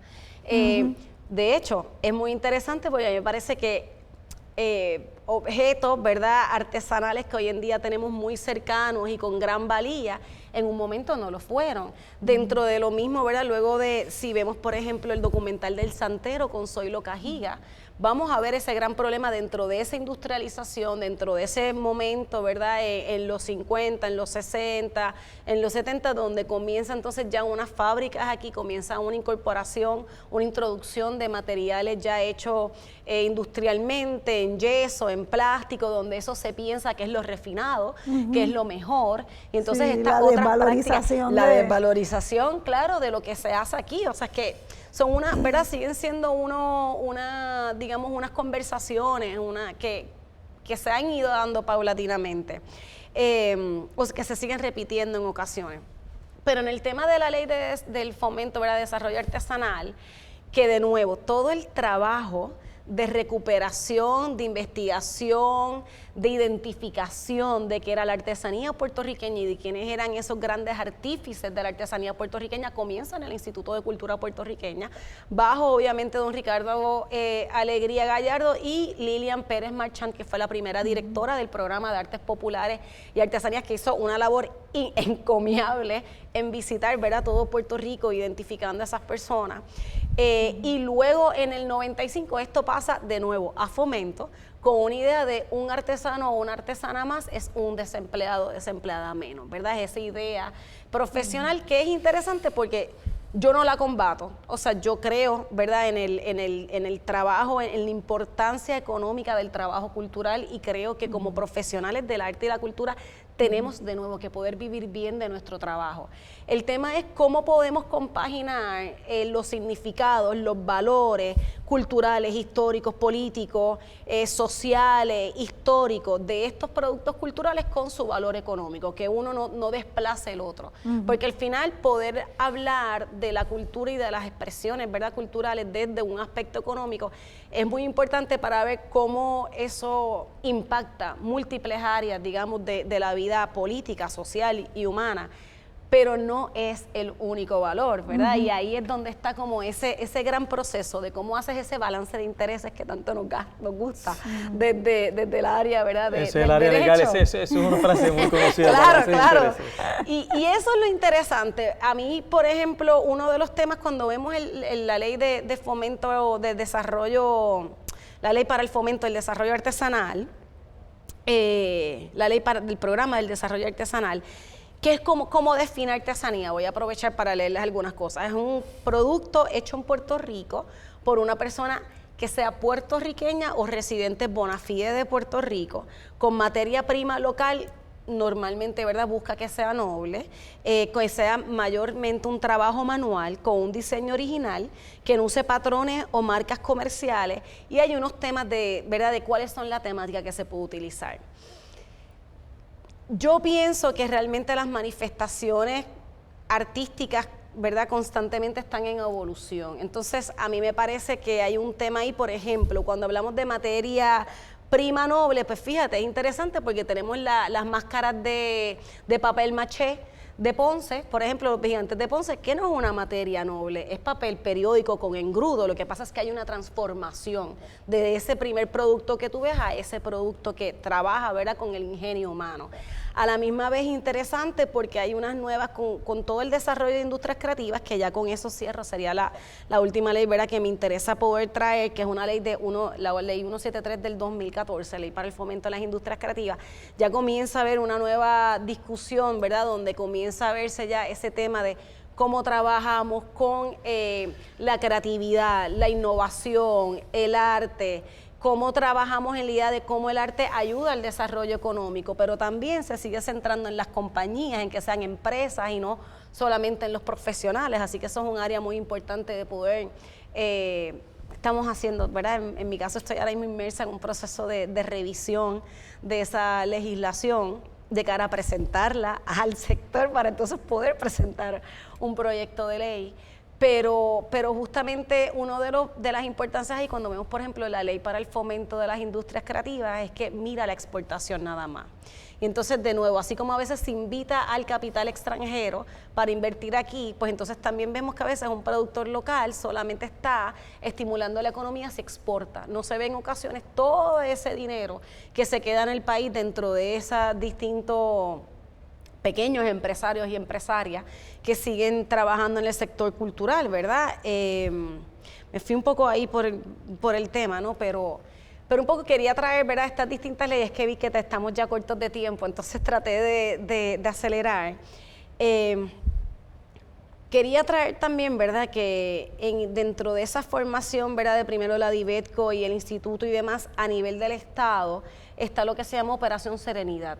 Cuando Luis Muñoz Marín, ¿verdad?, como primer gobernador electo por los puertorriqueños y puertorriqueñas, comienza toda su operación de lo que es ese proyecto de Lela, está lo que es Operación Manos a la Obra, que es la que más conocemos con todo este tema de industrialización, desarrollo económico y demás. Y en un momento dado hay unos discursos muy interesantes sobre eso, sobre todo, por ejemplo, el de Agapitos, donde él dice, hay un problema aquí, ¿verdad?, que la gente me quiere hablar como Agapitos Bar, o hay una pérdida de qué es lo que somos, y entonces también dice, hay que traer algo para esa idea de integridad, de identidad, de traer, digamos, como una fibra social. Y ahí es que viene Operación Serenidad y comienzan todos estos proyectos de cómo poder, y comienzan las escuelas especializadas también, ¿verdad?, en arte, en música, en baile, y hay todo un movimiento, ¿verdad?, a traer a la cultura a la gestión del gobierno, que era algo que antes de esa época no había pasado, ¿verdad? O había pasado más bien tal vez para prohibiciones. Sí, yo creo que es importante destacar la figura de Ramos Antonini, ¿verdad? Que fue el gestor de gran parte de esta legislación cultural, las escuelas libres de música.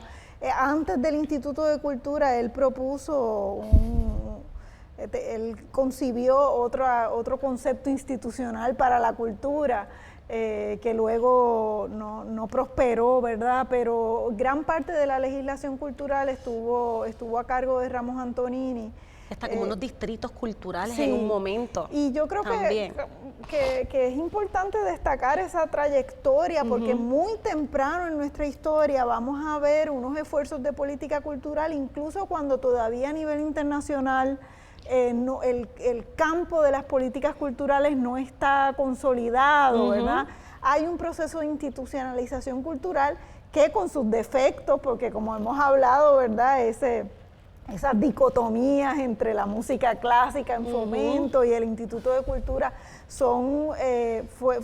me parece que respondieron, ¿verdad?, a prejuicios del momento, a unas visiones y que las hemos heredado y que se nos ha hecho bien difícil, ¿verdad?, superarlas, ¿verdad?, para consolidar una institucionalidad cultural sólida y pertinente, y que brinde y comprometida con el acceso de la cultura y el desarrollo de la cultura puertorriqueña, pero el acceso a toda la población, ¿verdad? Bueno, y ahí muy temprano también con la creación del instituto comienzan todos los centros culturales como unos bastiones, ¿verdad?, de la institucionalidad, justamente para acercar toda esa gestión a los distintos pueblos. Teníamos la biblioteca ¿cómo era? Rodantes, o sea, unos proyectos, teatros rodantes también ya existían. Y los centros culturales son un ejemplo extraordinario de cómo pensar las políticas culturales como algo que es un diálogo entre la comunidad, la sociedad civil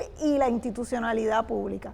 Porque los centros culturales no fueron un invento del instituto, eran movimientos que existían, ¿verdad? Eran círculos culturales que había en los pueblos, que con la creación del instituto entonces se vinculan, se acercan a la institución y empiezan un proceso de retroalimentación.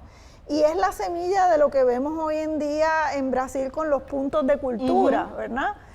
Una política cultural que ha tenido un impacto extraordinario en Brasil y toda América Latina, este proyecto de los puntos de cultura, porque es el Estado reconociendo lo que la comunidad ya está haciendo, claro, lo que la sociedad está haciendo y apoyándolo para que crezca, para que florezca, para que esté interconectado, ¿verdad?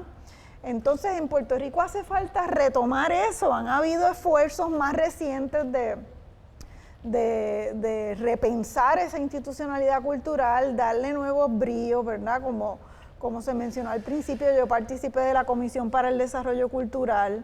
Ahí hay un informe público, ¿verdad? Que está accesible en la internet y que tiene un diagnóstico muy bueno que se hizo a través de diálogos participativos, ¿verdad? De dónde están esos vacíos, porque tenemos... Tengo que decir que el proceso entero de Codecu, por ejemplo, lo hemos estudiado mucho y ha sido algo bien interesante porque, de nuevo, viviendo en gobierno, como decía al principio Yacha, pasa tristemente que cuando hay unos cambios de administraciones se engavetan cosas y se quiere comenzar, digamos, como si fuera algo nuevo, sin ver, ¿verdad?, lo positivo que había.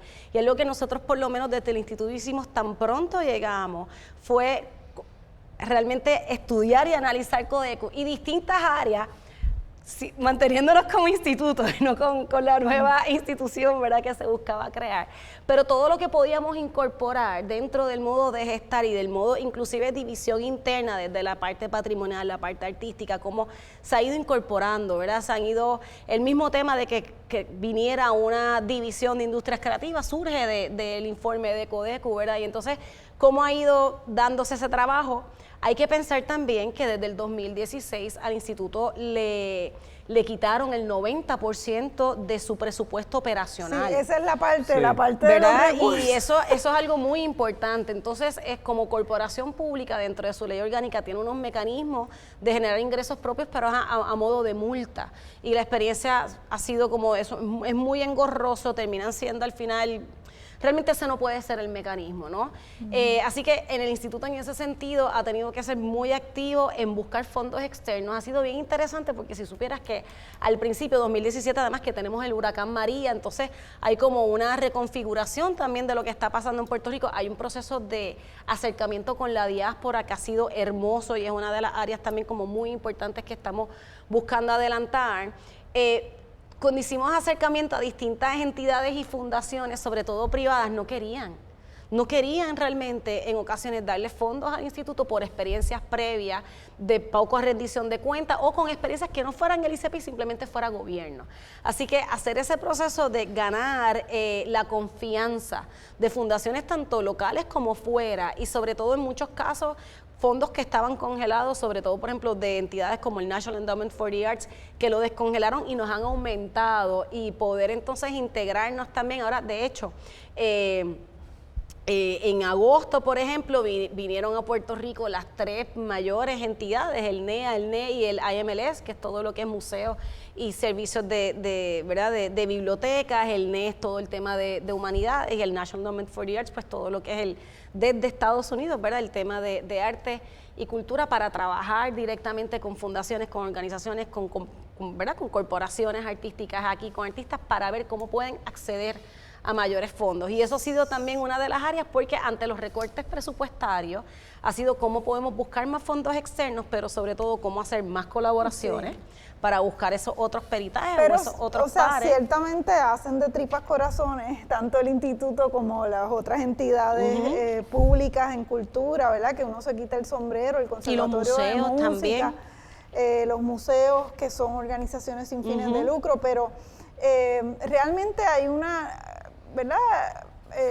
Hay una obligación del Estado. Hay una obligación del Estado porque... Sí, hay una obligación del Estado y eso es algo que... Proteger los derechos sí. culturales requiere una inversión económica, requiere de recursos. Todos los documentos internacionales hablan de como mínimo el 1% del Y Producto aquí, Interno sí. el Bruto. famoso 1%. No, de inversión del fondo, ¿verdad? Del presupuesto del Estado en cultura. En Y aquí cultura. la inversión es 0.57%. Bueno, cuando hicimos el proceso de Codeco no llegaba a eso y yo creo que eso se ha disminuido. Si contamos los recortes a las instituciones educativas, o sea... Pues yo quisiera intercalar un momentito, ¿verdad? Porque el tiempo se nos está cortando. Porque no nos podemos ir de aquí sin que me contesten dos preguntas. Tengo que decir algo son muy rápido puntuales. Ajá. porque es bueno, ¿verdad? También poder aprovechar este espacio para informar, ¿verdad? Y es que justamente después de todo lo que ha sido también la pandemia, ha venido toda una aportación bajo los fondos ARPA, que siguen siendo igual fondos externos, pero en el caso de Puerto Rico, de hecho nosotros seríamos, si se compara con, ¿verdad?, alguna jurisdicción de Estados Unidos, viene siendo la jurisdicción que mayores fondos van a tener para trabajar con lo que es el patrimonio histórico edificado, y el Instituto de Cultura Puertorriqueña es la entidad, ¿verdad?, que le toca el proceso ahora de dar todos esos, bueno, como viene en inglés, lo tengo que decir en inglés, disculpen, los sub awards para las distintas entidades haciendo el trabajo cultural, justamente viendo cómo se ha afectado por tantos años y sigue siendo siempre quienes estamos como en la cola. Pero de nuevo, siguen siendo en cierta medida son fondos externos que se le entregan al gobierno de Puerto Rico y luego a través del gobierno de Puerto Rico pues somos el instituto quienes nos toca manejarnos, pero son buenas noticias. La realidad es que sí, eso es importante también traerlo. Pero hay una obligación del Estado, ¿verdad? ¿Y cuáles son las preguntas que no? Sí. Bueno, mire, ¿verdad? Como interés personal, ya que yo soy músico, y estuve muy Se al me quedó tanto. la ley de música puertorriqueña que le iba a mencionar. Estuve muy al tanto en cuanto a la aprobación de la ley de nuestra música autóctona tradicional puertorriqueña. Y sé que hubo toda una discusión en cuanto a qué es lo autóctono, que si se circunscribe solamente a la danza, a la plena, a la bomba y a la música campesina, si la música de trío puede entrar ahí, si el bolero puede entrar ahí. Entonces, por lo menos yo he visto un resurgir, como han dicho aquí, la cultura es cambiante. Cuando yo me criaba, lo más que se escuchaba era la música, los boleros, ¿verdad? Y la salsa, en los años 70 y los 80. Pero sin embargo, la plena empezó a sonar en la década de los 90, con plena libre, y empezó a coger mucho auge, al punto que al día de hoy todo el mundo cuando va a la fiesta de la calle San Sebastián anda con un pandero y se ha convertido en un instrumento y en las manifestaciones. icónico, ¿no? En las manifestaciones también. Y la bomba estaba en un tercero último lugar, y que ha venido a resurgir también. Y luego y tengo que mencionarlo, luego del fallecimiento del gestor cultural y músico Tito Mato, vi como muchos jóvenes han acogido la bomba como una expresión cultural.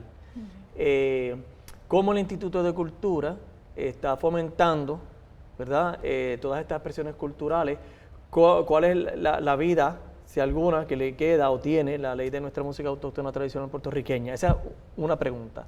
Y la segunda es si eso que está pasando, los recortes al presupuesto de nuestra cultura, atenta contra una de esas convenciones sobre derechos culturales que nos estabas hablando ahorita. Sí, María. yo un poco para cerrar un poco el trasfondo de la ley, yo creo que me parece bien importante que fue la primera vez que hay una legislación cultural en Puerto Rico que nace del reclamo de un sector.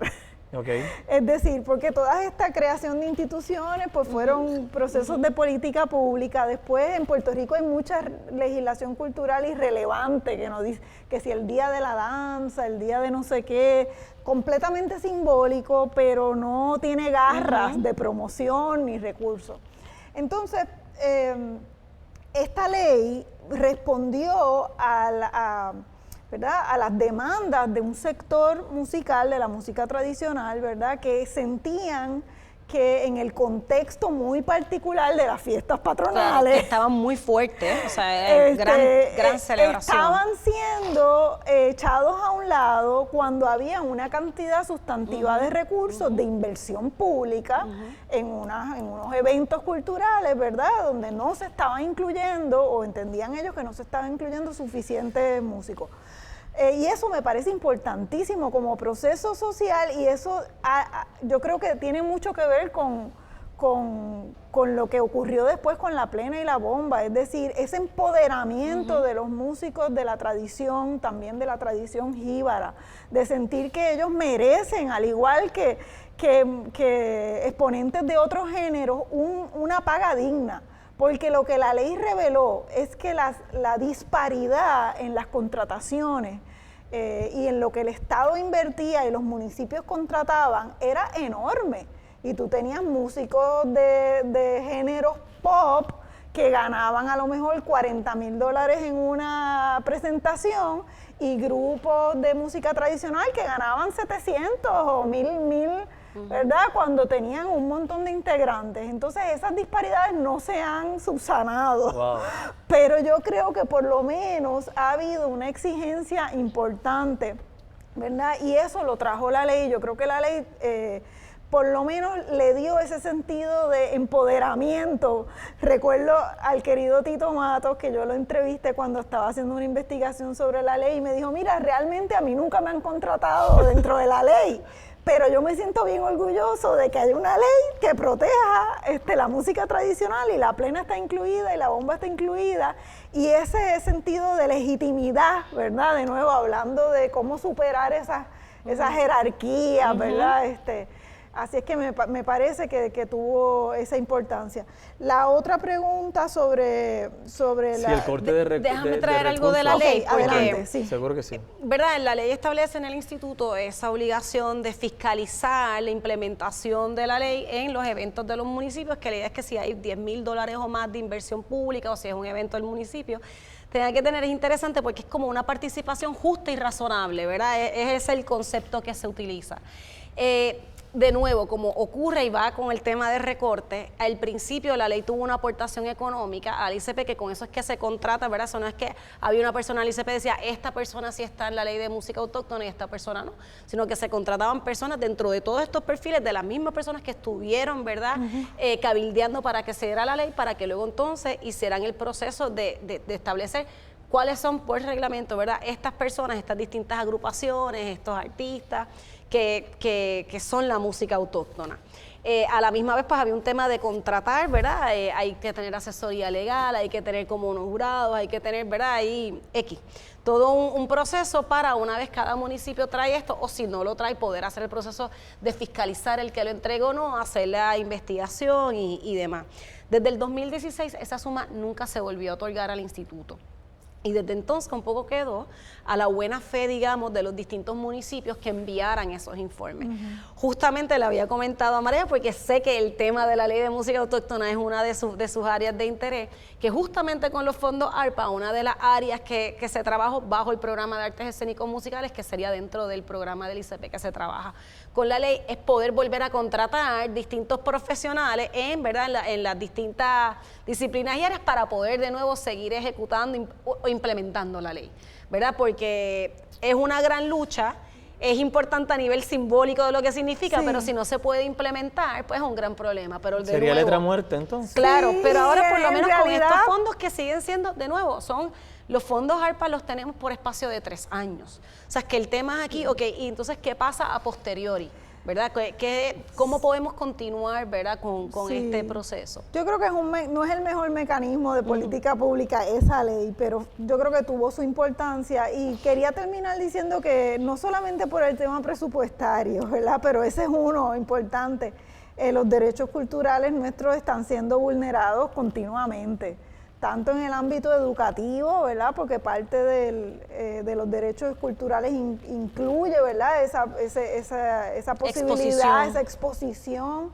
En el ámbito de las relaciones internacionales ni se diga, a Puerto Rico se le ha prohibido participar de organismos internacionales en cultura, y eso es una violación crasa a nuestros derechos culturales que tenemos que reclamar, ¿verdad?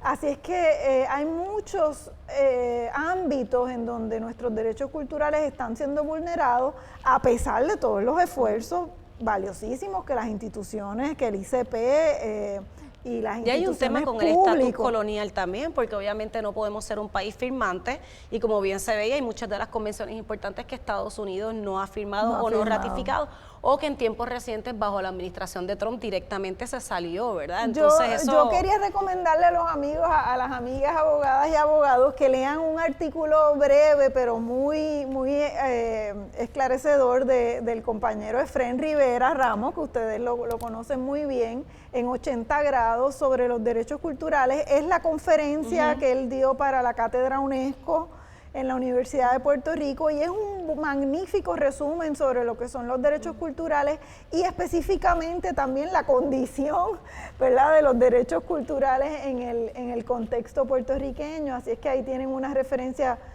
concreta que pueden ver. Bueno, pues yo de verdad que les agradezco a todos y cada uno de ustedes su participación en este foro en el día de hoy, a la doctora Marella Quintero. Ese programa de gestión y meditación cultural luce fabuloso, así que... Ya vemos muchos egresados y egresadas Sí, en el instituto yo creo que yo voy a mirar a ver si... Voy a aprovechar para hacer un anuncio porque Claro que sí. estamos organizando un encuentro de gestoras y gestores culturales para noviembre, 10 y 11 de noviembre, así es que los invitamos a que pasen por la Universidad de Puerto Rico en esa fecha, estén atentos, esperamos que sea un momento importante, ¿verdad?, para la discusión de estos temas. Allí estaremos. Y gracias a la licenciada Yesabet Vivas Capó por su participación en este foro, sacar de su tiempo para compartir con los miembros del Colegio de Abogados y Abogadas y de todo aquel interesado en el tema sobre Derecho y Cultura. Y también, si todavía nos está sintonizando a través de Zoom, a la compañera y abogada también, licenciada Yasha Rodríguez Meléndez, gracias por sacar de su tiempo para estar con nosotros y a apuntar temas de mucho interés sobre la arqueología y la protección de los objetos arqueológicos. Así que muchas gracias a todos y nos despedimos de este su foro Derecho y Cultura. Muchas gracias.